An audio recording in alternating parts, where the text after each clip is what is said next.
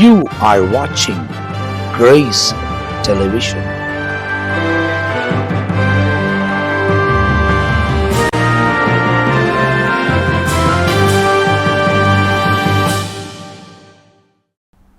ஆண்டவரும் அருமை இரட்சகராக இயேசு கிறிஸ்துவின் நாமத்தினால் உங்கள் யாவருக்கும் இந்த மாலையில் என் அன்பின் வாழ்த்துக்களையும் ஸ்தோத்திரங்களும் நான் தெரிவித்துக் கொள்கிறேன். தேவனுடைய பெரிதான கிருபையால் நித்திய ஜீவன் என்ற இன்னொரு பகுதியில் உங்களை சந்திப்பதிலே நான் மிகவும் மகிழ்ச்சி அடைகிறேன். கர்த்தர் இவ்வளோ தூரமாய் நம்மை பாதுகாத்து ஆசீர்வதித்து வழிநடத்தி கொண்டு வந்திருக்கிறார். கடந்த நாளெல்லாம் காத்து, இந்த நாள் முழுவதும் காத்து, தொடர்ச்சியாய் நம் முன்னேறி கடந்து போவதற்கு தேவன் உதவி செய்து வருகிறார்.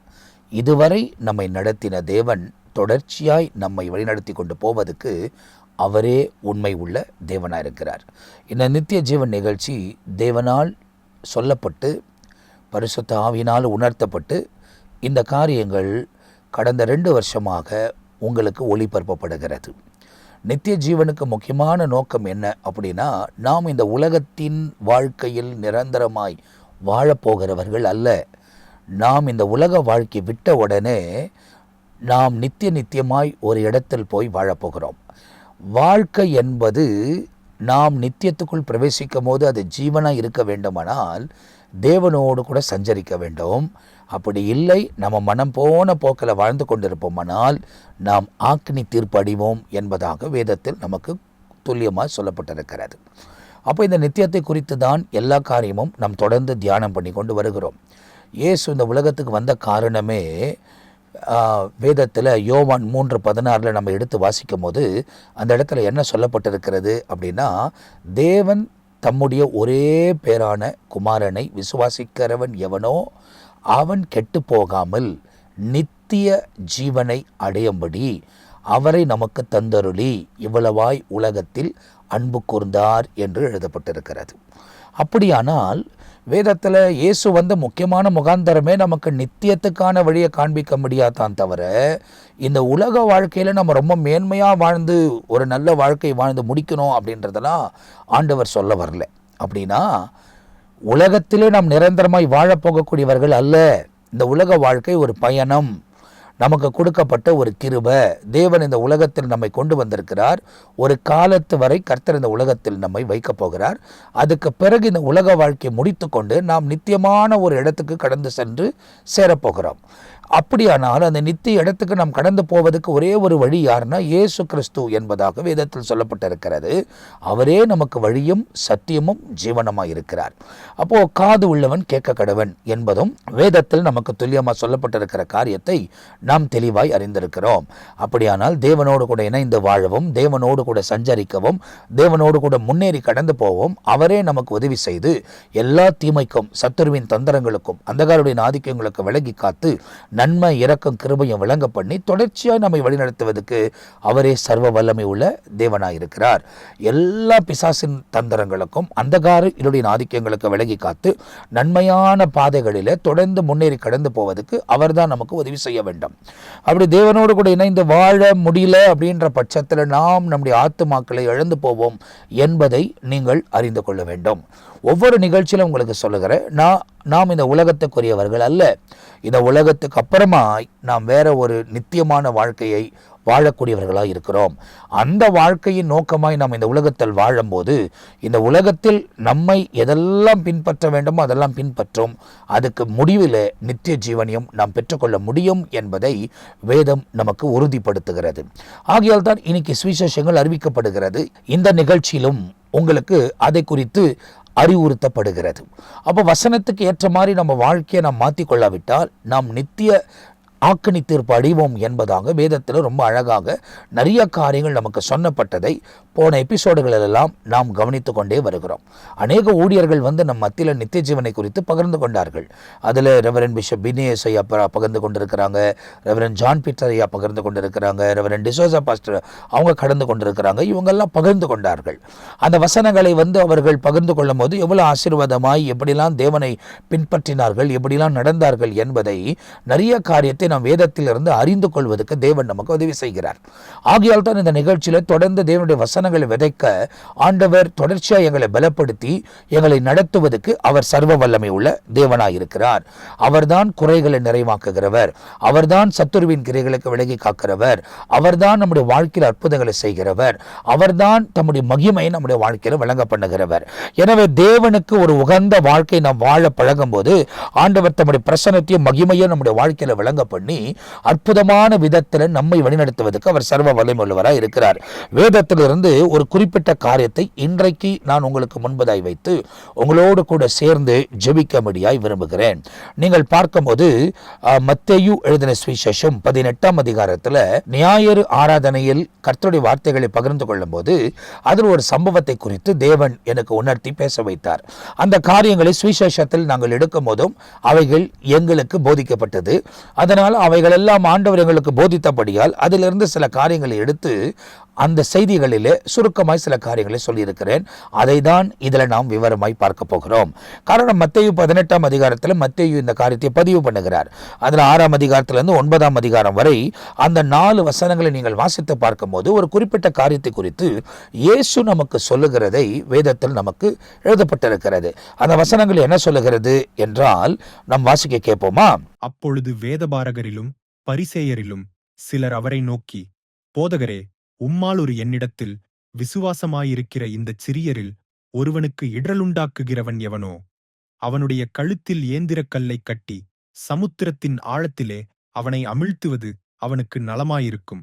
அவனுக்கு நலமா இருக்கும். இந்த இடத்துல ஒரு பகுதி ஆண்டவர் சொல்றார் பாருங்க, என்ன விசுவாசிக்கிற இந்த சிறியவனுக்கு எவன் இடரலை உண்டாக்குகிறானோ அவனை எந்திரக்கல்லை கட்டி கயிறுல கட்டி சமுத்திரத்துல போட்டு அதிலேயே அவனை அமிழ்த்துகிறது நலமாயிருக்கும், அவனை கொன்று போடுவதே நலமாயிருக்கும் என்பதாக வேதத்தில் நமக்கு இயேசு சுட்டி காண்பிக்கிறார்.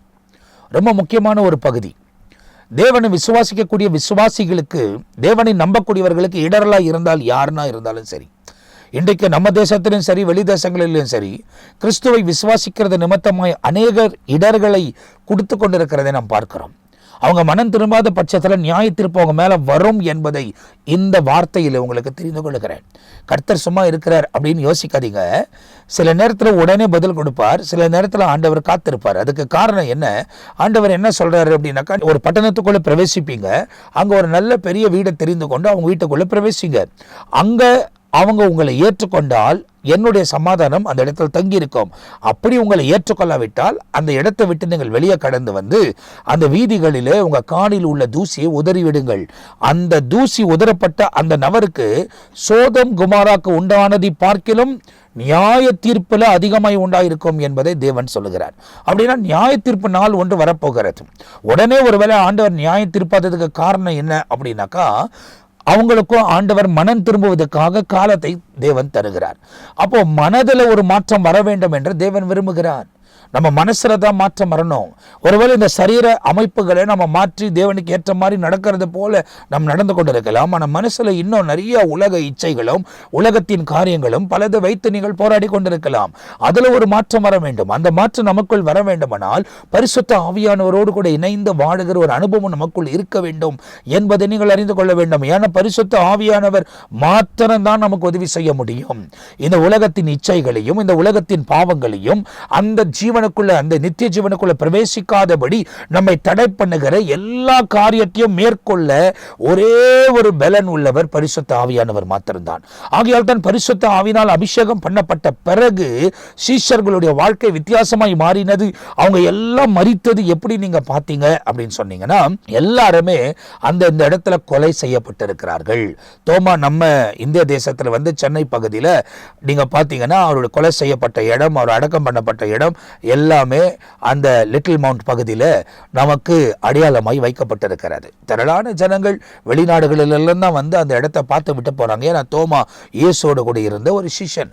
2000 வருஷமாய் நடந்த இந்த காரியங்கள், 1வது நூற்றாண்டில் நடந்த இந்த காரியங்கள் இந்த 21ஆம் நூற்றாண்டு வரை நினைவு கூறப்படத்தக்கதுக்கு காரணம் என்ன அப்படின்னாக்கா, நாம் பேசுவது கதை அல்ல, நடந்த சம்பவங்களை வேதத்தில் நமக்கு சொல்லப்பட்டு கொண்டிருக்கிறது. ஆகையால் தான் உலகத்தின் முடிவின் காலத்தில் நாம் இருக்கிறோம். ரொம்ப எச்சரிக்கையாய் ரொம்ப கவனமாய் இந்த வாழ்க்கையில் அதிகமாய் நோக்கம் இல்லாமல் வரப்போகிற அந்த நித்திய வாழ்க்கையின் மீது நாம் நோக்கம் உள்ளவர்களாய் இந்த உலகத்தில் வாழும் போதுதான் ஆண்டவர் தம்முடைய மகிமையின் பிரசனத்தை நம்முடைய வாழ்க்கையில் விளங்க பண்ணி வழிநடத்துவதற்கு உண்மை உள்ளவராக இருக்கிறார். இங்க என்ன சொல்லப்பட்டிருக்கு பாரு, ஒருத்தர் விசுவாசத்து நடக்கிறான், ஏன்னா அவன் பின்பற்றுகிறான், அவன் ஜெபிக்கிறான், அவன் வேதத்தை வாசிக்கிறான், தேவனுக்கு ஏற்ற மாதிரி ஒரு வாழ்க்கை வாழ வேண்டும் என்று அவன் தன்னை அர்ப்பணித்து அவன் நடந்து கொண்டிருக்கிறான். அவன் அர்ப்பணித்து நடந்து கொண்டிருக்கிற நேரத்தில் சாத்தான் பலவிதமான கன்னிகளை அனுப்புவான். அதாவது ஒரு ஆணாய் இருந்தால் ஒரு இச்சை தூண்டக்கூடிய அளவுக்கு ஒரு பெண்ணை அனுப்பலாம், ஒரு பெண்ணாய் இருந்தால் இச்சை தூண்டக்கூடிய அளவுக்கு ஒரு ஆணை அனுப்பலாம். அது மாத்திரம் இல்லாமல் பண விஷயத்தில், பொருளாதார விஷயத்தில், பொய் பேசுகிறதுல ஏதாவது ஒரு விஷயத்தை ஒரு கன்னியாய் அவனை சுற்றி பலவிதமான தடைகளை யார் மூலியமாகவும் கொண்டு வரலாம். அந்த கொண்டு வரக்கூடிய நபரை தான் ஆண்டவர் சொல்லுகிறார், என விசுவாசிகளுக்கு விரோதமாய் நீ இடரலை உண்டாக்கினால், ஒருவேளை அனுப்பி வைக்கப்பட்டவங்களா இருக்கலாம், இல்ல சாத்தானால ஏவப்பட்டு அவர்கள் வந்து சோதிக்க முடிய கடந்து வரலாம். இவைகள் எல்லாம் யார் நிமித்தமா ஏற்படுகிறதோ அவனுக்கு இந்த உலகத்தில் இருக்கும் போது எந்திரக்கல்ல கட்டி கடலில் போட்டு அமர்த்தலானே நலமா இருக்கும் என்பதை இயேசு சொல்லுகிறார். அப்படியானால் அவன் செத்து விட்டாலே நலமா இருக்கும். ஏன்னா ஆக்கினி தீர்ப்பு நாட்களிலே அவன் அதிகமாய் தேவனால் வாதிக்கப்படுவான் என்பதை இயேசு இந்த இடத்துல சுட்டி காண்பிக்கிறதை வேதாகமத்தில் எழுதப்பட்டிருக்கிறது. எனவே இந்த நிகழ்ச்சியை பார்த்து கொண்டு இருக்கிற நீங்கள் யாருக்காவது இடரலை உண்டாக்குறீர்களா? சற்று யோசித்து பாருங்கள். தேவனுக்கு ஏற்ற ஒரு வாழ்க்கை, தேவனுக்கு ஏற்ற ஒரு ஜீவியம், கர்த்தருக்கு ஏற்ற ஒரு காரியத்தை இந்த உலகத்தில் நாம் செய்யும் போதுதான் ஆண்டவர் தம்முடைய மகிமை நம்முடைய வாழ்க்கையில் விளங்கப்பட முடியும். தீமைக்கெல்லாம் விலகி காக்கப்பட்டு அற்புதமான விதத்தில் தேவன் நம்மை நடத்தி கொண்டு வருகிறார். இந்த இடத்துல வேதத்தில் எழுதப்பட்டு இருக்கிறது. நீ யாருக்காவது இடரலா இருக்கிற யோசித்துப்பார். உன்னுடைய ட்ரெஸ்ஸிங் சென்ஸ் எப்படி இருக்குது, நீ நடந்து கொள்கிற விதம் எப்படி இருக்கிறது, நீ பேசுகிற விதம் எப்படி இருக்கிறது, நீ பார்க்கிற விதம் எப்படி இருக்கிறது, அப்படிலாம் நீங்க ஜஸ்ட் யோசித்து பாருங்க. நீதிமொழிகளில் சொல்லப்பட்டிருக்கிறது, அவ கண்ணின் பிடினால நீ பிடிபடாதபடி தப்பிக்க வேண்டும். ஏன்னா நம்ம உலக இயற்கையாக நம்ம சொன்னோம், கண்ணும் பார்த்தா காதல் வந்துடும் அப்படின்னு சொல்லுவாங்க. அப்படின்னா நீ மற்றவங்களுக்கு இடரை உண்டாக்கக்கூடிய அளவுக்கு அப்படிப்பட்ட ஒரு நோக்கத்தோடு இருப்பாயானால் உனக்கு ஐயோ என்பதாக வேதத்தில் எழுதப்பட்டிருக்கிறது. அப்போ நீங்க எச்சரிக்கையா நடக்க வேண்டும். நீங்களும் இடரலா இருக்கக்கூடாது, மற்றவர்களும் உங்களுக்கு இடரலா இருக்க நீங்க விடக்கூடாது. தேவனுக்கு ஏற்ற ஒரு வாழ்க்கை வாழ்வதற்கு உங்க வாழ்க்கையை நீங்கள் அர்ப்பணித்துக் கொள்ளணும். யோசேப்புடைய வாழ்க்கை யோசித்து பாருங்க. அந்த எஜமானன் தன்னுடைய வீட்டின் எல்லா பொறுப்பையும் இந்த அடிமையாய் உள்ள கொண்டு போகப்பட்ட இந்த யோசேப்பின் கரத்துல ஒப்பு கொடுக்கிறார். காரணம் என்னன்னா, யோசேப்பு உண்மையாய் வாழ்ந்தவன், நீதியாய் வாழ்ந்தவன், நேர்மையாய் வாழ்ந்தவன். ஆகையால் எல்லாத்தையும் ஒப்பு கொடுக்கிறார். எதை விட்டுட்டு, அங்க பைபிள்ல ரொம்ப தெளிவா எழுதப்பட்டிருக்கிறோம், தன் மனைவியை விட்டுட்டு மீதி எல்லாவற்றையும் ஒப்பு கொடுத்தார் என்பதாக வேதத்துல நமக்கு ரொம்ப அழகா சொல்லப்பட்டிருக்கிறது. அப்படியானால் அவங்க மனைவி என்ன செய்யறாங்க? அவங்க கணவன் இல்லாத நேரத்துல, எஜமானன் இல்லாத நேரத்துல யோசேப்பு ரொம்ப அழகான வாலிபனா இருந்தபடியால் அவன் மேல கண்ணு வைத்து அடிக்கடி அவனை தொந்தரவு செய்தால் என்பதாக வேதத்தில் எழுதப்பட்டிருக்கிறது. அதுதான் இடரல் உண்டாக்குகிறது. அப்ப யோசேப்பு இடரல் அடிந்தாரா அப்படின்னாக்கா, அவர் இடரல் அடியில. எவ்வளவுதான் வற்புறுத்தினாலும் அந்த படுக்கை அறைக்குள்ளே போய் அவர் சுத்தம் பண்ணி கொண்டிருக்கிற அந்த வேளையில் அவள் வந்து அந்த நேரத்தை பார்த்து அந்த மஞ்சத்துக்கு அவனை இழுத்தாலும் அவர் என்ன செய்தார்? அவள் பிடித்து கொண்டிருந்த அந்த சட்டையை உருவி விட்டு அவன் ஓடி போனான் என்பதாக வேதத்தில் எழுதப்பட்டிருக்கிறது. ஒருவேளை எஜமானன் வந்த பிறகு அந்த சட்டையை வைத்து, நான் இந்த மாதிரி இந்த இடத்தில் இருக்கும் போது நீ அதிகாரத்தில் வைத்து போன அந்த யோசேப்பு என்ன வந்து கெடுக்க அவன் வகை தேடினான் என்றெல்லாம் அவன் பொய்யெல்லாம் டெவலப் பண்ணி இந்த இடத்துல சொல்லி அவனை சிறைச்சாலை கொலை போட்டிருக்கலாம். ஆனா எல்லாத்துக்கு பின்பதாக யோசேப்பினுடைய வாழ்க்கையில ஒரு தேவ திட்டம் இருந்தது. ஆனால் யோசேப்பு இடரல் அடியாதபடி அவன் விலகி ஓடிவிட்டான். ஆகையால் தேவனுக்கு முன்பதாய் அவன் தன்னை நீதியாய் காத்து கொண்டான். இன்னைக்கு அதாவது நியாயப்பிரமாண காலத்தில் மோசே கிட்ட ஆண்டவர் நியாயப்பிரமாணத்தை கொடுத்து இயேசு கிறிஸ்து இந்த உலகத்துக்கு வர வைக்கும் அந்த நியாயப்பிரமாண காலம் என்பதாய் சொல்லப்பட்டிருக்கிறது. அப்போ அவங்களுக்கு என்ன செய்யணும், என்ன செய்யக்கூடாது என்பதாய் எல்லாம் சொல்லிக் கொடுக்கப்பட்டது. இந்த காலத்துல அதையும் நம்ம கிட்ட இருக்குது. இயேசு போதித்த போதனைகளே நம்ம கிட்ட இருக்குது. இவைகள் எல்லாம் நம்ம என்ன செய்யணும், என்ன செய்யக்கூடாது என்பதை இதிலிருந்து நாம் வாசித்தும் தெரிந்து கொள்ள முடியும். இந்த மாதிரி ஊழியங்களின் மூலியமாய் நீங்க கேட்டும் தெரிந்து கொள்ள முடியும். இன்னைக்கு தேவனுடைய வசனங்களை கேட்பதற்கு ஏராளமான வசதிகளை தேவன் உண்டு பண்ணி கொடுத்திருக்கிறார். ஆனா ஜனத்தின் காதுகள் எதுக்கு போகுதுன்னா, தீமையான விஷயங்களுக்கு, மற்றவங்களை குற்றம் சாட்டுகிற விஷயங்களுக்கு, ஆபாசமான விஷயங்களுக்கு. இந்த உலகத்தில் ஒருவன் எதெல்லாம் பாவத்துக்குள் இழுக்குமோ அதுக்கே தன் வாழ்க்கையை இழக்கிறான் தவிர அவன் தேவனோடு கூட நடப்பதற்கு தன்னை அர்ப்பணிப்பது இல்லை என்பதாய் நிறைய இடங்களில் நாம் பார்க்கிறோம். அநேக கிறிஸ்தவ சகோதரர்கள் சகோதரி கூட இதில் இடரல் அடைந்து அவர்கள் பாதிக்கப்பட்டு வேதனையாய் சிக்கிக் கொண்டிருக்கிறார்கள். ஆனால் அப்படி சிக்கிக் கொண்டிருக்கக்கூடியவர்களுக்கு தான் இந்த கடைசி நேரமா இருக்கிறபடியால் மனம் திரும்ப காலம் கொடுக்கப்படுகிறது. மனம் திரும்பி உங்க வாழ்க்கையை நீங்கள் சரிப்படுத்தி கொள்ளாவிட்டால் உங்க வாழ்க்கை பரிதாபத்துக்குள் முடியும் என்பதை நீங்கள் தெளிவாய் அறிந்து கொள்ள வேண்டும். ஆனால் இந்த யோசேப்பு ஓடி போகிறான். ஓடி போகிறது நிமித்தமாய் தவறான பழி அவன் மீது சுமத்தப்படுகிறது. அந்த பழிக்கு ஏற்ற மாதிரி அவனை கொண்டு போய் சிறைச்சாலையில் வைத்து விடுகிறார்கள். ஆனால் இந்த யோசேப்பு தேவனுக்கு முன்பதாய் நீதியாய் இருந்தான். அப்போ அது மனசாட்சியின் காலம். யார் யோசேப்புக்கு சொல்லி கொடுத்திருப்பாங்க? பெற்றோரை விட்டு அவன் தூரமா இருக்கிறான். அப்பா கூட இல்லை, சகோதரர்கள் தான் கொல்ல வகை தேடி அவன் இடத்தில் விட்டு போக வேண்டிய சூழ்நிலை ஏற்பட்டது. அவனுக்கு எப்படி சொல்லி கொடுத்திருப்பாங்க? அவன் அந்த எஜமாட்டியை பார்த்து சொல்லுகிறான், இந்த கொடூரமான காரியத்தை என் தேவனுக்கு முன்பதாய் நான் செய்ய முடியாது என்பதை அவன் சொன்னதாக வேதத்தில் எழுதப்பட்டிருக்கிறது. அப்ப கர்த்தர் அவனை 24 மணி நேரமும் பார்த்து கொண்டிருக்கிறார் என்று ஒரு உள்ளவனாய் அவன் வாழ்ந்ததை வேதத்தில் நமக்கு அழகாய் சுட்டி காண்பிக்கப்படுகிறது. அப்ப அதே தேவன் தான் இன்றைக்கு நம்மையும் 24 மணி நேரமும் கண்காணித்துக் கொண்டிருக்கிறார். நாம் செய்கிற காரியங்கள், யோசிக்கிற காரியங்கள், செயல்படுகிற காரியங்கள், பார்க்கிற காரியங்கள், இருதயத்தில் தோண்டுகிற காரியங்கள், நம்ம செயல்முறைகள் எல்லாவற்றையும் தேவன் அறிந்திருக்கிறார். அறிந்திருக்கிறபடியால் அவருக்கு முன்பதாய் நாம் உண்மையும் உத்தமமாய் வாழுகிறோமா என்பதை நீங்கள் ஆராய்ந்து பார்க்க வேண்டும். இன்னைக்கு பல சமூக வலைத்தளங்கள் அநேகருக்கு இடரலா இருக்கலாம். ஆனா அதை செலக்ட் பண்றதும் செலக்ட் பண்ணாததும் உங்க கையில தான் கொடுக்கப்பட்டிருக்கிறது. தீமை நம்முடைய மொபைல் போன்ல இருக்கு. அதுதான் இந்த மொபைல் போனை கொண்டு வந்து வச்சிட்டு இருக்கிறேன். இந்த மொபைலை நம்ம பார்க்கும்போது நிறைய தீமைகள் இதில் இருக்கிறது. அதே நேரத்தில் நன்மைகளும் இருக்கிறது. ஆனால் நீ நன்மையானதை பார்க்கும்போது கூட தீமையானது அது மேல வருது. என்ன சொல்ல வரேன் அப்படின்னா, நீங்க பைபிளை தான் அதில் பார்த்துக்கிட்டு இருப்பீங்க, ஒரு வசனத்தான் பார்த்துக்கிட்டு இருப்பீங்க, ஒரு ஆபாசமான படம் வந்து வேலை நிற்கும். அதுக்கு பின்புறம் உள்ள நீங்க போய் அந்த வால்பேப்பருக்கு உள்ள போய் பார்த்தீங்கன்னா சில ஆபாசமான பேச்சுகள் இருக்கலாம், ஆபாசமான காட்சிகள் இருக்கலாம், அதுக்குள்ள போகும். ஆனா மேலேயே ஒரு இன்டு மார்க் போட்டிருப்பாங்க. அதுக்குள்ள போவதும் போவாததும் நம்முடைய கரங்களில் தான் கொடுக்கப்பட்டிருக்கிறது. எத்தனை பேர் அதை ரிஜெக்ட் பண்ணி தேவனுக்கு முன்பதாக இப்படிப்பட்ட காரியங்களை நாம் செய்யக்கூடாது என்ற உணர்வோடு கூட நீங்கள் வாழுகிறீர்கள் என்பதை நீங்கள் யோசித்து பாருங்கள். ஒரு சின்ன காட்சி, ஒரு சின்ன சம்பவம், ஒரு சின்ன வார்த்தை உன் இருதயத்தை கரப்படுத்தி இருதயத்தில் ஏற்படுகிற அந்த உணர்வு நிமித்தமாய் சரீரத்தில் மாற்றம் உண்டாகி பார்க்கக்கூடியவர்கள் எல்லாரோடு, பேசக்கூடிய எல்லாரோடு கூட அந்த உணர்வோடு கூட நாம் பேசிக்கொண்டு இருப்போமானால் வரப்போகிற ஆக்கணி தீர்ப்பில் நாமும் பங்கு பெறுவோம் என்பதை நீங்கள் ஒரு நாளும் மறந்து போகக்கூடாது. நித்திய ஜீவனுக்குள் பிரவேசிக்க வேண்டுமானால் இயேசு கிறிஸ்துவை பின்பற்ற வேண்டும். இயேசு கிறிஸ்துவின் ரத்தம் சகல பாவங்களை நீக்கி நம்மை சுத்திகரிக்கும் என்பதாய் எழுதப்பட்டிருக்கிறது. ஆகையால் சுத்திகரிக்கப்பட்ட ஒரு அனுபவத்தோடு தேவனோடு கூட நடக்குவதற்கு நம்மை நாமே அர்ப்பணிக்கும் போது தேவன் பெரிய காரியங்களை நம்முடைய வாழ்க்கையில செய்வார். அப்ப என்ன சொல்றார்? என்னை விசுவாசிக்கிறவனுக்கு யாராவது இடரலை உண்டாக்கினா எந்திர கல்லை கட்டி அவனை சமுத்திரத்தில் அமிழ்த்துவதே நலமா இருக்கும் என்பதை இயேசு குறிப்பிடுகிறது, வேதாகமத்தில் எழுதப்பட்டிருக்கிறது.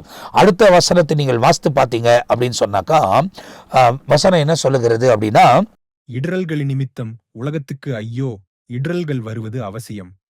ஆனாலும் எந்த மனுஷனால் இடரல் வருகிறதோ அவனுக்கு ஐயோ. இடர்களில் நிமித்தம் உலகத்துக்கு ஐயோ. இப்பதான் சொல்லிட்டு இருந்தேன் தெரியுமா? இடர்கள் நிமித்தம் உலகத்துக்கு ஐயோ. இப்போ இந்த இடரல் கொடுக்குறாங்க தெரியுமா உலகத்துல, அதுதான் செல்போன் மூலியமா இல்லை வெளியே போகும்போது மற்ற இடத்துலலாம். அதாவது மனுஷன் எப்படி உருவாக்கப்பட்டிருக்கிறான் அப்படின்னா, ஒரு ஆட்டோமேட்டிக்காக ஒரு ஆண் ஒரு பெண் இருப்பாங்க அப்படின்னா அவங்களுக்குள்ள மாம்ச இழுப்பு இருந்தே இருக்கும். அதெல்லாம் அவங்க மேற்கொண்டே ஆகணும். எதை செய்யணும் எதை செய்யக்கூடாது என்று எல்லாம் தெளிவாக சொல்லப்பட்டிருக்கிறது. நம்ம இந்த உலகத்தில் ஆண்டவர் ஆணையும் பெண்ணையும் உருவாக்கி இருப்பதுக்கு காரணம் என்ன? அவங்க ரெண்டு பேரும் இணைந்து வாழ்வதுக்கு, அந்த இணைந்து வாழ்வதற்கு ஒரு காலம் இருக்கிறது. அதினதின் காலத்தில் அதினது நேரத்தில் தான் ஒவ்வொன்றையும் தேவன் அழகாய் நிறைவேற்றுகிறவர். அந்த காலத்தில் அவைகளை செய்யும் போது தான் அவைகள் நமக்கு ஆசீர்வாதமாக இருக்கும் என்பதையும் நாம் தெளிவாய் அறிந்து கொள்ள வேண்டும். ஆகையால் அந்த காரியம், அந்த நேரம் வருவதற்கு முன்புதான் இன்னைக்கு உலகம் செதறடிக்கப்பட்டு பலவிதமான உலக திட்டங்கள் மனிதர்களுக்குள்ள வந்து கரைப்படுத்திக் கொண்டிருக்கிறதை நாம் பார்க்கிறோம். இந்த உலகம் பாவ இருளால் சூழ்ந்தப்பட்டிருக்கிறது. ஆகையால் தான் ஆண்டவர் சொல்லுகிறார், இந்த உலகத்துக்கே ஐயோ. காரணம், உலகத்துக்கு முடிவு வரப்போகிறது. நாம் வாழ்ந்து கொண்டிருக்கிற இந்த உலகம், இந்த பூமி, இந்த வானம் எல்லாவற்றுக்கும் முடிவு வரப்போகிறது. ஆகையால் தான் ஆண்டவர் சொல்லுகிறார், உலகத்துக்கு ஐயோ, இடரலை உண்டாக்குகிற இந்த உலகத்துக்கே ஐயோ என்பதாக தேவன் சொல்லுகிறார். அப்போ இவைகள் எல்லாம் நிறைவேறுமா அப்படின்னா, நிறைவேறக்கூடிய காலத்தில் தான் நாம் நெருங்கி வாழ்ந்து கொண்டிருக்கிறோம் என்பதை நீங்கள் அறிந்து கொள்ள வேண்டும். உலகத்துக்கு ஐயோ என்று சொல்லி அவர் என்ன சொல்லுகிறார்? இடர்களில் வருவது அவசியம், ஆனாலும் எந்த மனுஷனால் இடர்கள் வருகிறதோ அவனுக்கு ஐயோ. பாரு, இப்ப எனக்கு ஒரு இடரல் வருவது எனக்கு நல்லது. காரணம், அதை நான் விலகி போகிறேனா, அதுல விழுந்து போகிறேனா என்பதை தேவன் பார்த்து கொண்டிருக்கிறார். ஆனால் அவைகள் வரும்போது நான் தப்பித்துக் கொண்டு போய்விடும் போது அந்த இடரலை யார் உண்டாக்கினார்களோ அவர்களுக்கு ஐயோ என்பதாய் வேதத்தில் எழுதப்பட்டிருக்கிறது. ஒருவேளை நான் மற்றவர்களுக்கு இடரலை உண்டாக்கினால் எனக்கு ஐயோ என்பதாக வேதத்தில் எழுதப்பட்டிருக்கிறது. அப்போ மற்றவர்களும் நமக்கு இடரல் ஆகக்கூடாது, நாமும் மற்றவர்களுக்கு இடரலா இருக்கக்கூடாது. அப்ப தேவனுக்கு ஏற்ற ஒரு வாழ்க்கை வாழ நம்மை நாமே அர்ப்பணித்துக் கொண்டால்தான் தொடர்ந்து முன்னேறி கடந்து போவதற்கு தேவன் நமக்கு உதவி செய்வார் என்பதை நீங்கள் தெளிவாய் அறிந்து கொள்ள வேண்டும். தேவனுக்கு ஏற்ற காரியங்களை நீங்க செய்யும் போதுதான் ஆண்டவர் தம்முடைய மகிமையின் பிரசன்னத்தை உங்க வாழ்க்கையில விளங்க பண்ணுவார். அப்ப நம்மளும் இடரலா இருக்கக்கூடாது, அவர்களும் நமக்கு இடரலா இருக்கக்கூடாது என்பதாக வேதத்தில் எழுதப்பட்டிருக்கிறது. அடுத்தது வேதத்தில் சொல்லப்பட்டிருக்கிற காரியம், உன் கையாவது உன் காலாவது உனக்கு இடரல் உண்டாக்கினால் அதை தரித்து எறிந்து போடு. நீ 2 கையுடையவனாய் அல்லது 2 காலுடையவனாய் நித்திய அக்கினியிலே தள்ளப்படுவதை பார்க்கிலும் சப்பாணியாய் அல்லது ஊனனாய் நித்திய ஜீவனுக்குள் பிரவேசிப்பது உனக்கு நலமாயிருக்கும். அப்போ எவ்வளவு முக்கியம் பாருங்க நித்திய ஜீவன்.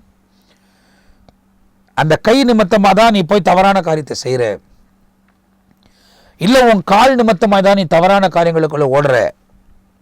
அடுத்தது அவன் சொல்லிடுறாரு பாருங்க, உன் கண் உனக்கு இடரல் உண்டாக்கினால் அதை பிடுங்கி எறிந்து போடு. 2 கண்ணுள்ளவனாய் எரிநரகத்தில் தள்ளப்படுவதை பார்க்கிலும் ஒற்றை கண்ணனாய் ஜீவனுக்குள் பிரவேசிப்பது உனக்கு நலமாயிருக்கும். அதாவது நித்திய ஜீவனை குறித்து ஆண்டவர் சொல்றார். அப்போ அந்த நித்திய ஆக்கணிக்கு நீ தப்புவிக்கப்பட வேண்டுமானால் தேவனுக்கு விரோதமான காரியத்தை நீ செய்யக்கூடாது.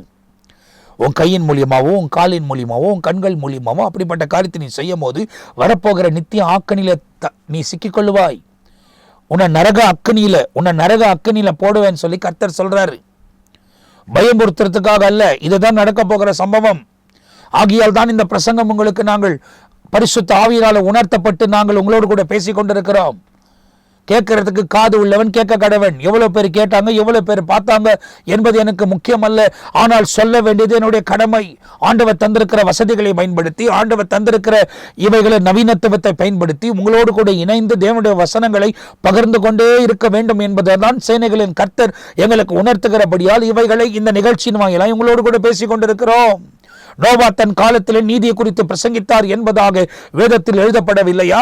அவருக்கு யார் செவி கொடுத்தார்கள்? ஒருவரும் செவி கொடுக்கவில்லை. எல்லாரும் பரியாசம் பண்ணார்கள். பரியாசம் பண்ண அத்தனை பேரும் அந்த ஜலத்தில் அவர்கள் அழிந்து போனார்கள். ஒருவரும் தப்பிக்கவில்லை என்பதை நீங்கள் அறிந்து கொள்ள வேண்டும். இன்றைக்கும் ஆண்டவர் உணர்த்துகிறபடி உங்களோடு கூட பேசிக்கொண்டே இருக்கிறோம். நீங்கள் கேட்டு மனம் திரும்பி தேவனுக்கு ஏற்ற ஒரு வாழ்க்கை வாழ்வதற்கு உங்களை அர்ப்பணித்துக் கொள்ளாவிட்டால் உங்கள் நிலைமை பரிதாபத்துக்குள் சிக்கிக்கொள்ளும் என்பதை நீங்கள் துல்லியமாய் தெளிவாய் அறிந்து கொள்ள வேண்டும். தேவனோடு கூட நடப்பதற்கு உங்களை அர்ப்பணியுங்கள். தீமையான வழியை விட்டு விலகுங்கள். வேதம் சொல்லுகிறது, உன் கையாவது உன் காலாவது உன் கண்ணாவது உனக்கு இடரலை உண்டாக்கினால் அவைகளை எரிந்து போடு, அவைகளை பிடுங்கி போடு என்று சொல்லுகிறதுக்கு காரணம் என்ன? இந்த கண்ணை பார்க்கிலும், இந்த கையை பார்க்கிலும், இந்த காலை பார்க்கிலும் அந்த ஜீவனுக்குள் பிரவேசிப்பது, அந்த நித்திய ஜீவனுக்குள்ள பிரவேசிப்பது ரொம்ப முக்கியமான காரியம் என்பதை இயேசு இங்கு அறிவுறுத்துகிறதை நீங்கள் பார்க்க வேண்டும். இயேசு அறிவுறுத்துகிறார், போதிக்கிறார். அப்ப எவ்வளவு முக்கிய நித்திய ஜீவன். இந்த உலக வாழ்க்கை ரொம்ப மேன்மையா இருக்குதுன்னு யோசிக்காதீங்க. ஆண்டவர் நமக்கு எல்லாம் கொடுக்கிற காரியங்கள் எல்லாம், செய்கிற காரியம் எல்லாம் அவருக்கு பிரியமா நடக்கும்படியாய் இந்த உலகத்தில் வைத்திருக்கிற வரை ஆண்டவர் நம்மளை ஆசீர்வதித்து வழிநடத்துவார். ஆனா ஆசீர்வாதம் வரும்போது தேவனை விட்டு பிரிந்து ஆசீர்வாதத்துக்கு பின்பதை ஓடக்கூடியவர்களா இருக்கக்கூடாது. ஆண்டவர் எதை கொடுத்தாலும் ஆசீர்வதித்தவர் மீதே நோக்கமா இருக்கணும் தவிர ஆசீர்வாதங்கள் மீது கண்கள் போவோமானால் நீ இடரல் அடைந்திருக்கிறாய் என்பதை நீ அறிந்து கொள். அப்படிப்பட்ட ஒரு சூழ்நிலையில இந்த நிகழ்ச்சி நீ பார்த்து கொண்டிருக்கலாம். அப்படிப்பட்ட ஒரு நேரத்தில் இந்த நிகழ்ச்சி நீ பார்த்து கொண்டிருக்கலாம். இப்படிப்பட்ட சூழ்நிலையில் நீ சிக்கிக் கொண்டிருப்பாயானால் நீ நிச்சயமாய் மனம் திரும்பி ஆக வேண்டும். உன் வாழ்க்கை சரிப்படுத்தி படவே வேண்டும். எந்த காரியத்தில் நீ இடரலை அடைந்திருக்கிறாயோ அதை நினைத்து மனம் திரும்பு. கர்த்தர் தம்முடைய மகிமையை உங்க வாழ்க்கையில விளங்க பண்ணி வழிநடத்துவதற்கு அவர் சர்வ வல்லமை உள்ள தேவனாய் இருக்கிறார். வரப்போகிற கோப அக்னிக்கு நீ தப்பித்துக் கொள்ள வேண்டுமானால் தேவனுக்கு ஏற்றவர் வாழ்க்கை வாழ்வதற்கு உங்களை அர்ப்பணித்துக் கொள்ள வேண்டும். இயேசு சும்மா நேரத்தை வீணாக்குவது இல்லை. அவர் சும்மா இந்த இடத்தில் அவைகளை போதிக்கவில்லை. உலகம் ஏற்றுக்கொண்டாலும் ஏற்றுக்கொள்ளாமல் போகாவிட்டாலும் இயேசு மீண்டுமாய் சீக்கிரமாய் வரப்போகிறார். அதுக்கான எல்லா அறிகுறிகளும் நம்முடைய கண்களுக்கு முன்பதாய் உருவாய் கொண்டிருக்கிறது. ஆகையால் தான் அவர் வருகை குறித்த காரியத்தை மாரநாத்தா என்ற ஒரு நிகழ்ச்சியில் உங்களோடு கூட தொடர்ந்து ஒவ்வொரு திங்கட்கிழமையிலே 7 மணிக்கு நேரடி காணலாய் உங்களோடு கூட நாங்கள் பேசிக்கிட்டு வருகிறோம். அந்த செய்தியின் முகாந்தரம் என்ன? இயேசுவின் வருகைக்கு ஆயத்தப்பட வேண்டும். இந்த செய்தியின் முகாந்தரம் என்ன? இந்த உலக வாழ்க்கை நிரந்தரம் அல்ல, நித்திய ஜீவன் ஒன்று இருக்கிறது, நித்திய ஆக்கினி தீர்ப்பு ஒன்று இருக்கிறது. நீங்கள் நித்திய ஜீவனுக்குள் பிரவேசிக்க வேண்டுமானால் ஜீவனாகி இயேசு கிறிஸ்துவை நீங்கள் பின்பற்ற வேண்டும். அவர் போதித்திருக்கிற போதனைகளை கைக்கொள்ள வேண்டும். அவருக்கு ஏற்றபடி உங்க வாழ்க்கை நீங்கள் வாழாவிட்டால் உங்க நிலைமை பரிதாபத்துக்குள் சிக்கிக்கொள்ளும் என்பதை நீங்கள் தெளிவாய் அறிந்து கொள்ள வேண்டும். தேவனுக்கு ஏற்ற ஒரு வாழ்க்கை, தேவனுக்கு ஏற்ற ஒரு நீதி.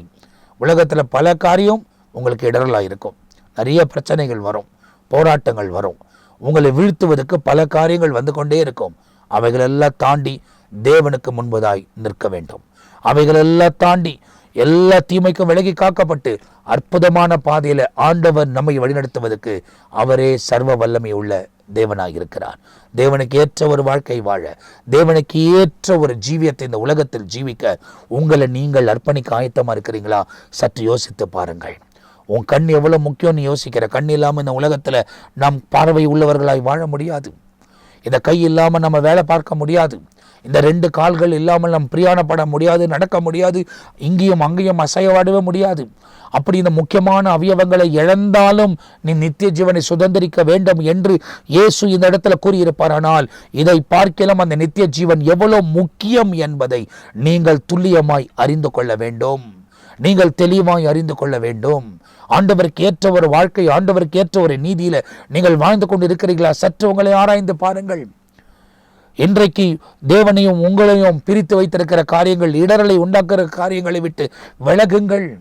ஒருவேளை உடனே விலக முடிய உங்களுக்கு பலன் இல்லாவிட்டாலும் பரிசுத்த ஆவியின் பலனை கேளுங்கள். பரிசுத்த ஆவியானவர் வரும்போது, நிறைவானது வரும்போது குறைவானதெல்லாம் ஓய்ந்து போகும் என்பதாய் வேதத்தில் சொல்லப்படவில்லையா? அப்ப அந்த பரிசுத்த ஆவியை நீங்கள் விரும்பி கேட்கும் போது, அந்த ஆவியின் பிரசனத்தினால் நீங்கள் நிரப்பப்பட்டு இருக்கும் போது ஆவியானவர் எல்லாவற்றையும் மேற்கொள்ள உங்களுக்கு உதவி செய்வார். அப்ப ஆண்டவர் எவ்வளவு முக்கியப்படுத்தி அந்த நித்திய ஜீவனை குறித்து சொல்லி இருக்கிறார் என்பதை நீங்கள் தெளிவாய் அறிந்து கொள்ள வேண்டும். மற்றவங்களுக்கு இடரலா இருக்காதீங்க, நீங்களும் அவர்களுக்கு இடரலா இருக்காதீங்க. அவங்க ஜெபிக்கிறவங்களா இருக்கலாம், ஆராதிக்கக்கூடியவங்களா இருக்கலாம், தேவனுக்கு ஏற்ற ஒரு வாழ்க்கை வாழக்கூடியவங்களா இருக்கலாம். அவங்கள பரியாசம் பண்றது, அவங்கள வித்தியாசமான பாதையில் நடத்துவது, அவங்க ஜெப நேரத்தில் வேலை வைப்பது, அவங்க வேதத்தை வாசித்து கொண்டு இருக்கும் போது அவங்களும் நேரத்துக்கு ஏற்ற மாதிரி எல்லாத்தையும் அமைத்து கொள்ளணும். ஆனால் நீங்கள் அந்த நேரத்திலையும் அவங்க அதை படிக்காதபடி நீங்கள் தடையாக இருப்பீங்கன்னா நீங்கள் இடரலை உண்டாக்குறீங்கன்றது கர்த்தர் சொல்லுகிறார்.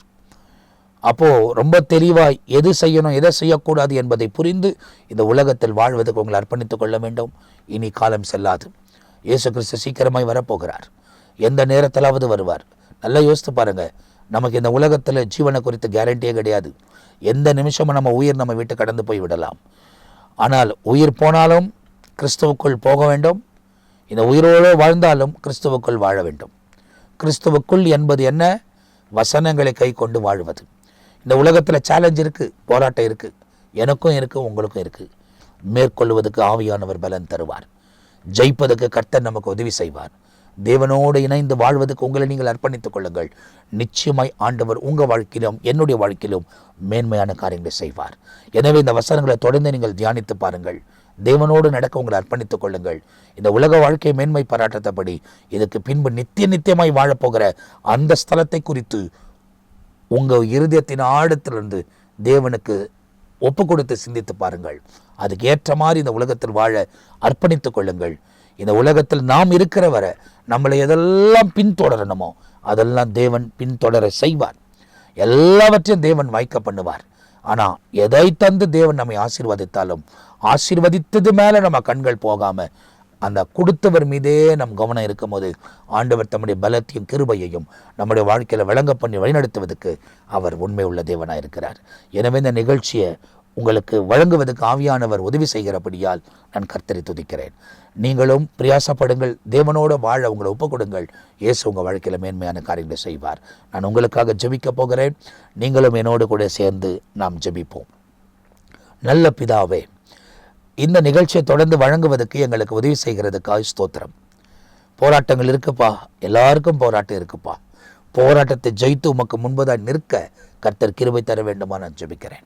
எல்லா தீமைக்கும் சத்துருவின் தந்திரங்களுக்கும் அந்தகாரங்களின் ஆதிக்கங்களுக்கு விலகி காத்து நன்மையான பாதையில் அற்புதமாய் நடத்தி உங்கள் நாமத்தையே உயர்த்த மேன்மைப்படுத்த எனக்கு இரக்கம் செய்ய வேண்டுமா நான் ஜெபிக்கிறேன். உங்கள் கிருபையின் கரத்திலே ஒவ்வொருவரையும் ஒப்புக் கொடுக்கிறோம். அவர்கள் எவைகளெல்லாம் விட்டு விலகணுமோ அதை விலகுவதற்கு பலன் தாங்க, ஞானத்தை தாங்க, தைரியத்தை தாங்க, தொடர்ந்து முன்னேறி கடந்து போக உதவி செய்யுங்க. இவர்கள் நிமித்தமாய் உம்முடைய நாமம் மகிமைப்படட்டும். இடரல் மற்றவர்களுக்கு இவர்கள் இடரலாக இருக்காம, மற்றவர்கள் நிமித்தமாக இவர்கள் இடரல் அடையாமல் எப்போதும் உம்மோடு கூட நெருங்கி வாழ, நீர் இந்த உலகத்தில் வாழ்ந்து இந்த உலகத்தை நீர் ஜெயித்தது போல நாங்கள் உமக்குள் வாழ்ந்து இந்த உலகத்தில் ஜெயிப்பதற்கு கிருபை தர வேண்டுமா நாங்கள் ஜெபிக்கிறோம். பிரயாசங்களை ஆசீர்வதியும், எடுக்கிற முயற்சிகளை ஆசீர்வதியும், தீமைக்கெல்லாம் விலகி காத்துக்கொள்ளும். அவர்கள் உமக்கு ஒப்பு கொடுக்கிறபடியால் அவங்களை எவைகளெல்லாம் இந்த உலகத்தில் பின்பற்ற வேண்டுமோ அவைகளெல்லாம் பின்தொடர செய்யும். அவங்க சூழ்நிலைகள் மாறட்டும், நெருக்கங்கள் மாறட்டும், போராட்டங்கள் மாறட்டும், சத்துருவின் எல்லா தந்திரங்களும் விளக்கப்பட்டு அற்புதமான பாதையில் தேவன் வழிநடத்த வேண்டுமா நான் ஜெபிக்கிறேன். ஒவ்வொருவரையும் ஆசீர்வதியம் பாதுகாத்துக் கொள்ளும். உங்கள் நாமமே மகிமைப்படட்டும். ஆவியானவரே நீர் பலப்படுத்தும். இயேசு கிறிஸ்துவின் நாமத்தில் ஜெபிக்கிறேன் ஜீவனுள்ள நல்ல பிதாவே. ஆமேன், ஆமேன். பிரியமானவர்களே, இந்த நிகழ்ச்சி உங்களுக்கு ஆசீர்வாதமாக இருந்திருக்கும் என்று நான் நம்புகிறேன்.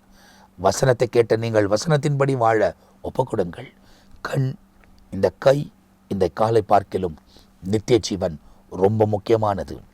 நீங்களும் மற்றவர்களுக்கு இடரலாக இருக்காதீங்க, அதே போல் நாமும் மற்றவர்களுக்கு இடரலாக இருக்கக்கூடாது. தேவனுக்கு ஏற்ற மாதிரி உங்கள் வாழ்க்கை அர்ப்பணித்துக் கொள்ளுங்க. தேவன் உங்கள் வாழ்க்கையில் மேன்மையான காரியங்களை செய்வார். எனவே தொடர்ந்து நிறைய நிகழ்ச்சிகள் இந்த கிரேஸ் டெலிவிஷன் சேனலில் உங்களுக்காக வழங்கப்படுகிறது. இந்த சேனலை பார்க்குற நீங்கள் சப்ஸ்கிரைப் பண்ணிக்கொள்ளுங்க. இன்னும் அநேக நிகழ்ச்சிகளை நீங்கள் பார்க்க முடியும், வசனத்தை கற்றுக்கொள்ள முடியும். தேவனுக்கு ஏற்ற ஒரு வாழ்க்கை இந்த உலகத்தில் வாழ்ந்து அவர் நாமத்தை மகிமைப்படுத்த தேவன் உங்களை ஆசீர்வதிப்பார். மரணத்த நிகழ்ச்சியும் தொடர்ந்து உங்களுக்காக ஒவ்வொரு திங்கட்கிழமையும், நேற்று தினத்தில் அது உங்களுக்காக போடப்பட்டிருந்தது. அந்த நிகழ்ச்சி ஒருவேளை பார்க்கலன்னா நீங்கள் யூடியூப் சேனலில் போய் பார்த்துக்கொள்ளலாம். அதுலேயும் உங்களுக்கு வருகை குறித்து ஏராளமான காரியம் சொல்லப்பட்டிருக்கிறது. தொடர்ந்து வரப்போகிற ஒவ்வொரு நிகழ்ச்சிகளும் கவனித்துக் கொள்ளுங்கள். ஆண்டவருக்குள்ளே உருவாகுங்க. இந்த உலகத்தில் இயேசு இப்போ வெளிப்பட்டால் அவரோடு கூட கடந்து போயிடுவோம், இல்லை மரணம் சந்திப்போமானால் அவர் வரும்போது நாம் முதலாவது எழும்பி அவருடைய சமூகத்தை கடந்து சென்று சேருவோம். நித்திய ஜீவனை பெற்றுக்கொள்வதற்கு தகுதி உள்ளவராய் மாறுவோம். பிரயாசப்படுங்கள், ஆவியானவர் உங்களுக்கு உதவி செய்வார். அடுத்த பகுதியில் உங்களை சந்திக்கிற வரை நான் இப்போது உங்ககிட்ட இருந்து விடைபெறுகிறேன். கர்த்தர் உங்களை ஆசீர்வதிப்பாராக. ஆமேன், ஆமேன்.